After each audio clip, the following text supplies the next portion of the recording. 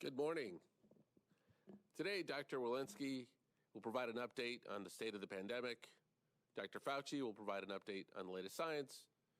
And Dr. Murthy will provide an update on our efforts to build vaccine confidence. Here's how I want to start, though. I want to discuss what some businesses who cater to young people are doing to assist with the vaccination efforts. Scores of businesses and organizations have responded to the president's call to action to volunteer their services and help the American people to get vaccinated. Over the next few weeks, we'll be highlighting a number of outside initiatives to provide incentives for people to get vaccinated. We believe that it's particularly important to reach young people where they are in the effort to get them vaccinated. We do know that in addition to schooling, financial loss, stress levels, the pandemic has also had a negative impact on young people's social lives. Social distancing and dating were always a bit of a challenging combination. So today, dating sites like Bumble, Tinder, Hinge, Match, OkCupid, BLK, Chispa, Plenty of Fish, and Badoo are announcing a series of features to encourage vaccinations and help people with that help people meet people who have that universally attractive quality. They've been vaccinated against COVID-19. These sites cater to over 50 million people in the US and are some of the world's biggest non-gaming apps. Here's one for you. According to one of the sites, OkCupid, people who display their vaccination status are 14% more likely to get a match. We have finally found the one thing that makes us all more attractive, a vaccination. These dating apps will now allow vaccinated people to display badges which show their vaccination status, filter specifically to see only people who are vaccinated, and offer premium content, details of which I cannot get into. But apparently they include things like boosts and super swipes. The apps will also help people locate places to get vaccinated. All right, got through that. Today also happens to be our Digital Day of Action. The White House and others, including Michelle Obama, will be highlighting the vaccines.gov website and 438-829 text line throughout the day. Now, it's been 4 months since President Biden's first full day of office. Things are substantially better than they were 4 months ago, when we were losing thousands of Americans each day and people were waiting weeks or more to get vaccinated, usually not even knowing where or when it would happen. Today, more than 125 million Americans are fully vaccinated. Those Americans who've been vaccinated are at much lower risk and have more of their lives back.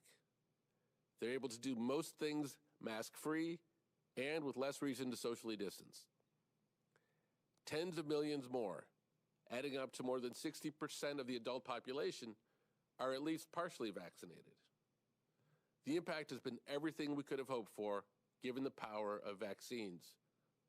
Across the country, cases of COVID-19, serious illness, and loss of life are all down dramatically from when we arrived. And they can be brought down even further, and the risk of a future wave in your community significantly reduced if we keep up the pace of vaccinations. Many Americans have still not gotten vaccinated. Most of them younger, many of them not opposed to vaccination. They simply haven't prioritized it. It has never been easier. Starting Monday, when you text 438-829, not only will you instantly see where vaccines near you are available, you will also be offered a free ride there and back.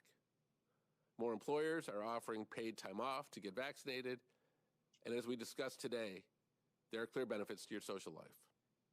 Most importantly, you'll be protected from a virus which is still racing around the world. I will now hand it over to Dr. Walensky. Thank you. Good morning. I'm pleased to be back with you today. Let's begin with an overview of the data. Yesterday, CDC reported a little over 27,850 new cases of COVID-19. Our 7-day average is about 27,700 cases per day. This represents yet another decrease of more than 19% from the prior 7-day average, and also marks the second day in a row where our 7-day average is less than 30,000 cases per day. The last time the 7-day average of cases per day was this low was June 18th, 2020. The 7-day average of hospital admissions is slightly over 3,400, a decrease of almost 15% from the previous 7-day period, and another positive trend. And the 7-day average of daily deaths has also declined to a new low of 498 per day. At the start of each briefing over the past few weeks, I have shared with you a snapshot of the data, and more recently, the encouraging decreases in cases, hospitalizations, and deaths. As each week passes and as we continue to see progress, these data give me hope. I also know that these snapshots are hard to put into the context after 16 months of reviewing them. In isolation, each data point does not tell the full story of what we are seeing across the country. Today, I'd like to give you a bit of a deeper dive into the data and to share with you ways you can understand the progress your community is making. Each day, CDC, in collaboration with partners across the government, releases a community profile report and updates our county-level data on COVID data tracker. When we look at COVID case incidents at the county level, we see major decreases. As I've mentioned at the start of my remarks, we have seen a 20% decrease in the 7-day average of cases across the country. And we have seen some counties across the country have had an even greater decrease, including decreases of 25% or more in just the past week. Each week, we also see a release of an assessment of county-level transmission risk, taking into account COVID rates and COVID-19 test characteristics. And we have used this transmission risk for many of our CDC guidance materials, for example, our school guidance.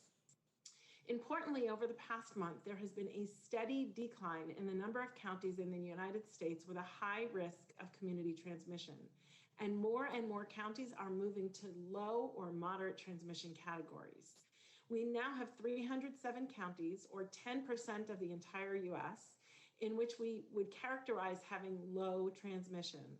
And there are 1,183 counties, or 37% of all US counties, in the moderate transmission category, which we define as less than 50 cases per 100,000 in the last 7 days. Now, if you look at this new slide up, I want to show you two maps of our country, one from January and one from this week. CDC uses data on cases and county transmission to help us understand areas across the country where we may have concern for emerging or sustained outbreaks and where things have markedly improved, and also to understand the burden of infection at the local level, because we recognize that these decisions have to be made locally.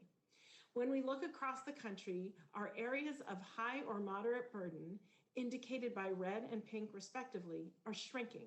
And areas with low burden of disease, indicated by light green, are markedly increasing. Many of the areas where previous high and moderate burden are now resolving and are highlighted on blue in this map. The map on the right demonstrates our national landscape, that things are improving, and we are seeing this week after week and with more and more green over time. These data are telling us a story. As more and more people roll up their sleeves and get vaccinated, the number of cases and the level of community risk is decreasing. I want to thank everyone who has done their part to bring us where we are today, with more than 60% of Americans 18 and older having received at least one dose and being on their way to full vaccination, and 126.6 million Americans who are fully vaccinated. The progress in these data are so encouraging to me, and I hope encouraging to you. And I know our work here is not done. We still have many more people to get vaccinated. I encourage everyone who is not yet fully vaccinated to visit vaccine.gov and find a location to get your first or second shot. Thank you. I'll now turn things over to Dr. Fauci. Thank you very much, Dr. Walensky. I'd like to spend the next couple of minutes just underscoring and emphasizing the reasons why Dr. Walensky was able to show you such promising data, and that is the real-world effectiveness of the COVID-19 vaccine, and bringing you up to date on some of the data that confirms the things that we've been telling you over the last several press briefings. Next slide. This is an MMWR from the CDC, which is looking both at the Pfizer-BioNTech and the Moderna vaccine among healthcare personnel at 33 sites in the United States. Again, if you look at the effectiveness in the real world setting, again, right at the point that we saw with the clinical trials. Usually real world settings have less of an efficacy than in the trials. As I've mentioned many times, not so here, 94% against symptomatic disease. Next slide. If you look at a very interesting study that came out 2 days ago in the New England Journal of Medicine, looking at the incident of SARS-CoV-2 infection in nursing home residents, in those who were either vaccinated or unvaccinated, we see a very interesting phenomenon. Among the 13,000 residents who were vaccinated, who received 2 doses, there was a 1% infection within 0 to 14 days of the second dose and practically no infections, namely 0.3% after 14 days. Note that 80% of the cases were asymptomatic among vaccinated individuals, something that we have seen in other situations. Next slide. On the other side of the coin are those in this same study who were unvaccinated. If you look at the infection rate of those individuals within 0 to 14 days after the first clinic, they were 4.3% compared to the very small 1% in the previous slide. And there were 0.3% if you waited more than 42 days. This is a reflection of what is likely a mini version within the nursing home setting of herd immunity. Next slide. And then another multi-state Mayo Clinic health system study where you looked at adenovirus vector, namely the J&J. I've been speaking to you up to now about the mRNAs. So after at least 2 weeks of follow-up, the vaccine effectiveness again was even greater in the United States here than we originally reported with the 72%. Next slide. Again, more data. This was a J&J paper that I showed to this group a few weeks ago, looking at the safety and the efficacy of the single dose Ad26. As you can see, the efficacy was 74% in the United States. But now take a look at this a little bit more closely. Next slide. If you look at the hospitalizations and compare the placebo in red with the J&J in blue, 14 days post-vaccination, you see there's 93% vaccine efficacy. But if you wait at least 28 days post-vaccination, it's 100% with regard to hospitalizations. Next slide. And then when you look at deaths, there were no COVID-19 related deaths in the vaccine group and 5 COVID related deaths in the placebo group. And on the final slide, what does this tell us? That vaccines protect you, they protect your family, and they interrupt the chain of transmission of the virus. So the bottom line is we're all saying, get vaccinated. Passing it over to you, Dr. Murthy. Well, thank you so much, Dr. Fauci, and it's good to be with all of you again this morning. I'd like today to share some numbers with you concerning people who are vaccinated and unvaccinated. The recent data from the CDC involving a survey of over 14,000 people show that more than 70% of Americans are vaccinated, planning to get vaccinated, or likely to get vaccinated. And while a portion of the unvaccinated population do have questions about the vaccine, and while we are going to continue to mobilize trusted messengers through our COVID-19 Community Corps to help answer these questions, the truth is that overall vaccine confidence in the country remains high. That is good news. The data continues to point, though, to access barriers being an important additional concern among people who are unvaccinated. There's a recent Kaiser Family Foundation survey which looked at those who are unvaccinated but who wanted to get vaccinated as soon as possible. What it found was that more than a third of people in this group said that they have not gotten vaccinated because they didn't have enough time due to work hours or other scheduled conflicts, or because they just hadn't gotten around to it. About 7% of people said that they didn't have information about how to get vaccinated. 8% said they weren't sure if they were eligible or had the right documentation. These numbers may seem small, but they actually represent millions of people, and they are crucial to reach with vaccines if you want to get cases to come down and stay down.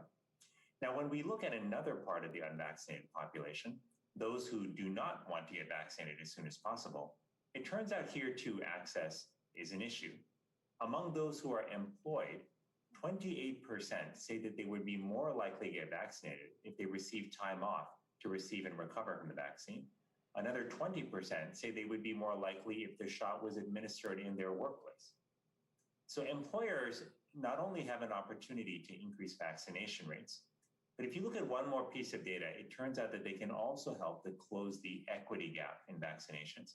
This is so important because we've said from the beginning that success is not just determined by how many people we get vaccinated, but by how equitably and fairly we vaccinate our population. And workplaces, it turns out, can play a role in that. Because among the unvaccinated, 64% of Hispanic adults and 55% of Black adults have concerns about missing work to recover from vaccinations, compared to 41% of white adults. And that's why the recently announced tax credits for businesses and nonprofit organizations with fewer than 500 employees are so important, because they provide financial support for businesses providing time off for employees to actually get the vaccine and recover from temporary side effects. We want people to know about this. We want businesses to take advantage of it. This next phase of the vaccination campaign will be driven more than anything by the people and organizations and communities who help to vaccinate their families, their friends, and others in their neighborhoods.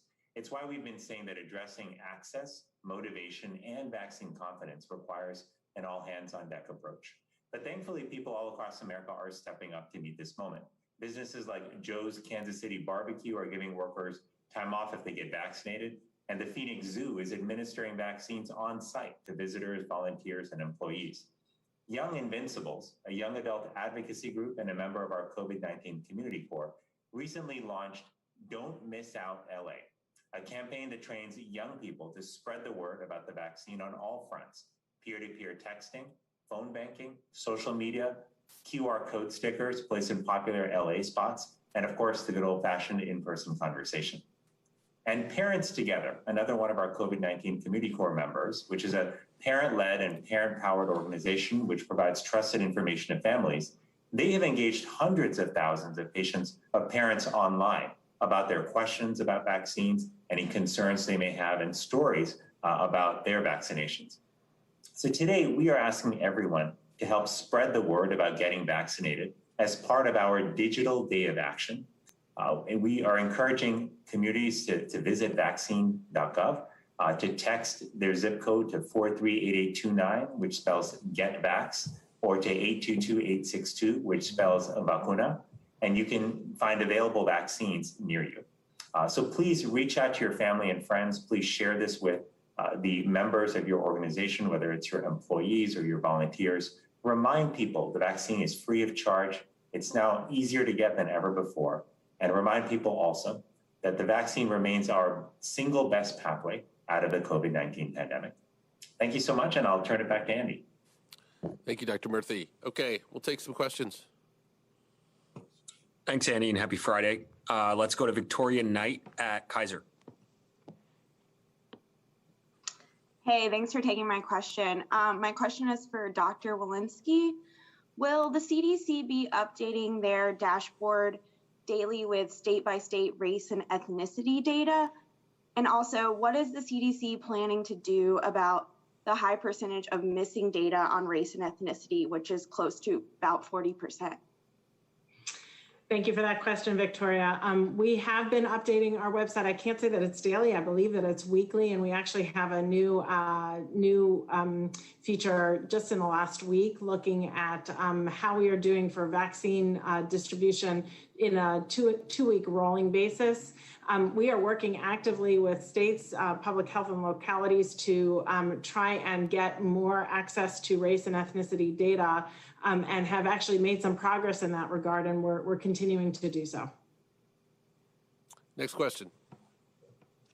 Steve Portnoy, CBS. Hi, thanks for taking my question.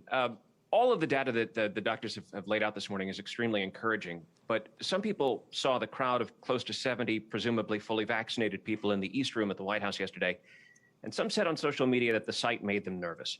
So to the doctors, what do you say to those people who may have spent the last 15 months following your advice to strictly avoid crowds, who might not be psychologically ready to do what you now know to be safe if they've been vaccinated?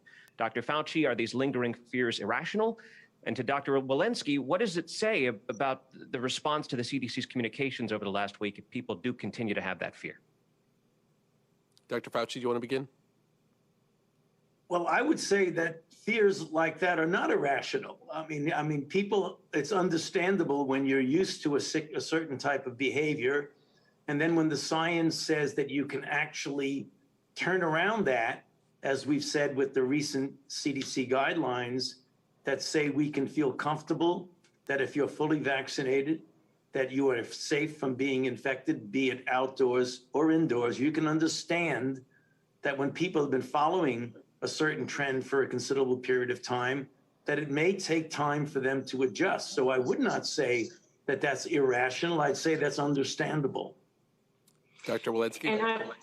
Thank you. I would echo much of what Dr. Fauci has said. You know, when we released our guidelines and the science said it was safe to do so, we also acknowledge that not everybody is going to feel like it's time to rip off their masks. For 16 months, we've been saying that it's important to wear these masks to protect yourselves. And now what we're saying is it's going to be hard to get back to life as we knew it without these masks. And we're going to do so dipping our toe in the water and having everybody move at their own pace. We specifically have acknowledged that if you are vaccinated, there is no shame, no problem in continuing to wear your mask. And just like it has been hard to have everybody get masked, I think this is going to take some time for us all to get used to. Great. Next question. Peter Sullivan, The Hill.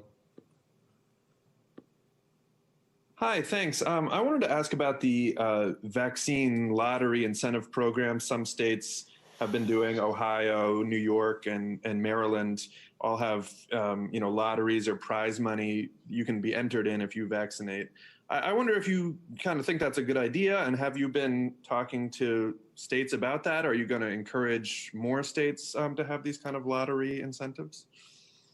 Well, from the data we've seen, they appear to be working. And I think the reason they work is because the vast number of people who are not yet vaccinated are actually not opposed to getting vaccinated.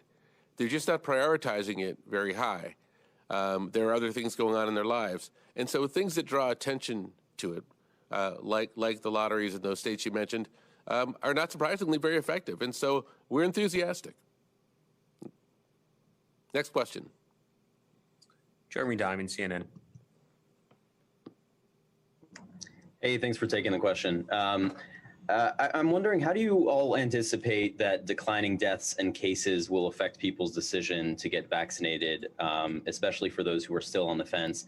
And then secondly, I'm wondering if you guys have an update on the doses that you plan to send abroad, what the timing for that is, and if you've settled on a process for deciding which countries will get doses and how many. Thanks. So why don't we start with the first question, which is the impact of the improving outlook for the pandemic on people's willingness and interest in getting vaccinated. Dr. Murthy, do you want to start with that? Sure. Thanks, Andy. And Jeremy, I appreciate the question. I think it's a good one.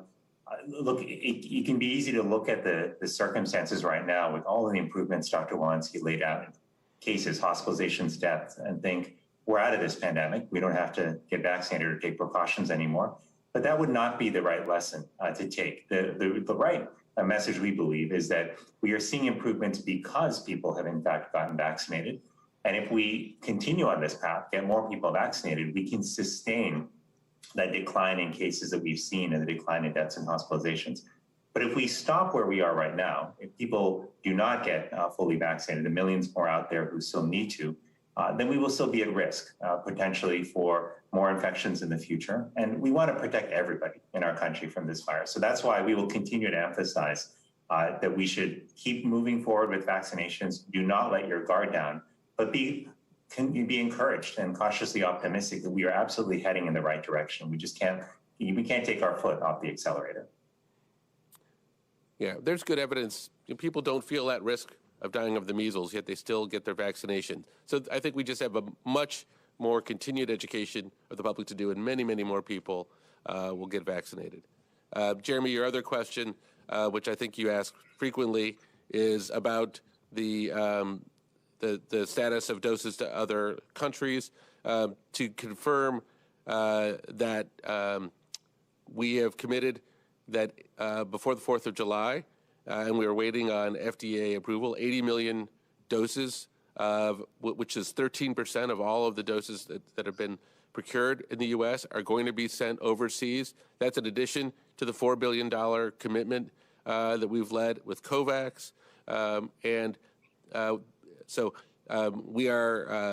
We don't have a status yet on either the FDA approval of the AstraZeneca doses, nor do we have news to report today about where those doses are going. But I will reiterate something the president said, which is that those decisions are being made on two factors, science and public health and equity, and no other factors. Next question. Maureen Grappi, USA Today. Hi, can you talk a little bit about how the dating app initiative came about, and also whether this is a first for the White House to get involved in dating sites? I suppose I have to take that question, huh?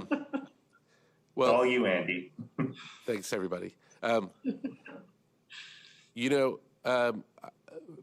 were talking about earlier, in all seriousness, people are interested in other things in life besides their vaccine. But the vaccine enables people to get back to the things that they enjoy in life. And, Dr. Murthy's written extensively, in all seriousness, about the concept of loneliness and about social contact and so forth. And so, while it is a kind of a funny thing to talk about, the truth of the matter is people do want to get back to their normal lives. They do have questions about making sure that that they can do that safely, and that's great. So we're obviously pleased with that, and the fact that this reaches those many people. I think I applaud the initiative on these companies' parts. I think it's their effort, and I think we had conversations with them, but this is things that they were doing because they saw a need in their audience base. So I think that's the gist of it. Next question. Tom Christopher. Sorry, I have trouble with this unmute button. Okay, well, thanks for doing this. And I have a question. I kind of hate to bring this up, but I really feel like I have to. I don't know if you guys saw this viral video from Ricky Schroeder earlier in the week yelling at some poor guy at Costco. But I live in New Jersey, another state that hasn't dropped the mask mandates. And, it's been bad all along, but it's gotten even worse since the new vaccination, the guidelines for vaccinated people. People come down here on the weekends and in the summertime, and they scream at our restaurant workers because they have to wear a mask to go from the door to their table. And, I'm wondering what you guys have to say about all that. And I mean, I know Governor Phil Murphy says that, it's not fair to ask a frontline worker to decide whether or not someone presenting themselves at a business is vaccinated or not. And so, I mean, what do you think about all that? I mean, there's a friend of mine told me that a customer threatened to get her fired because she asked him to wear a mask. Thanks for the question. Look, the last year and a half has been one of the most intense periods in our lives. People are feeling a lot of stress, and they're feeling, as Dr. Fauci said earlier, very normal feelings adjusting. Let's just treat each other with respect. Next question. Last question. Let's go to Meg Tyrell at CNBC. Well, thanks. I was intrigued by what Dr. Murthy said about how employers could play a bigger role in helping people get vaccinated. What would you like to see in terms of them offering on-site vaccination clinics? And what do you see as the barriers for employers to be able to do that? And if I could add just a second question for Dr. Fauci or Dr. Walensky, there's been a lot of focus on immunocompromised folks and the fact that vaccines may not provide the same protection for them. Do you see monoclonal antibodies potentially being used for those folks preventively? Is that a potential good option for people who don't get so much protection from the vaccines? Let me start, because I do have. We've been tracking very closely here how employers, and hi Meg, thanks for the question. How employers are in fact creating near-site and on-site clinics. They're creating. They're either doing this on their own through the states, or they're creating partnerships with some of the pharmaceutical companies. I'm sorry, not pharmaceutical companies, pharmacies, who are capable of providing that capability. We have begun a process, which we might talk about at some point, where we are helping to match up employers who have lots of employees on their sites with people who provide those services, and we think it's fairly commonplace. I'm not sure we have any data on this, but it's a great thing for an employer to do, and if you're an employer out there, I would strongly encourage you to do this, as well as giving your employees time off. Dr. Murthy, did you have anything you wanted to add about that before I turn to Dr. Fauci? Sure. Well, thanks, Andy. And Meg, thanks for the question. I would just say, look, we really think employers can play a powerful role here. The goal here is to bring vaccines closer where people are. Workplaces are obviously a place where people spend a lot of time. And workplaces can help in three ways: by helping build vaccine confidence by sharing information, by motivating people to get vaccines, both by encouraging them and also enabling other people to share their vaccination story, and also by improving access. These are three concrete ways. The barriers, though, that we often see is, number one, employers may not always know about just how important a role they can play and what they can do. They may wonder about logistically how to arrange it, whether it's a partnership with a pharmacy or what materials to share. And they also may wonder if it's actually working. And this is one of the reasons why not only we set up the tax credit program and other tools, but we built the COVID-19 Community Corps to provide a community where people can share best practices, support one another, and take these sort of innovative measures and steps that will help bring vaccines closer to where people are. Dr. Fauci, I believe the second question Meg asked was about the use of monoclonals as prophylaxis. Yeah, well, certainly it is an issue that we are concerned about, is people who are immunosuppressed, particularly profoundly immunosuppressed, such as some of the solid organ transplant patients, but also others who might have autoimmune diseases who are receiving a variety of immunosuppressive agents. We are doing a major study here at NIAID on just those individuals to determine what the best approach is, whether an additional boost. The idea of monoclonal antibodies is a reasonable idea. It has not been studied in that context where you give people monoclonal antibody because, again, given the half-life of these antibodies, you would have to give them over a period of time, whether or not it would be feasible to have people who in fact don't have a good immune response to be given monoclonal antibody every several months. But it's certainly something worth addressing and worth studying. One of the other ways of approaching it, which is in the arena of therapy, is to try and get some therapies, particularly direct-acting antiviral agents, so that when people who are in that category of immunosuppressed actually do get infected, you can treat them immediately so that they don't progress, or even the way we've done with HIV, to give actually prophylaxis. So there are a lot of different options, Meg, that are being pursued, because we do really feel that this is a substantial problem that we need to address. And maybe in an upcoming session, we'll highlight the status of the trials of the antivirals at the right time. Anyway, thank you all. Have a very happy Friday and a great weekend.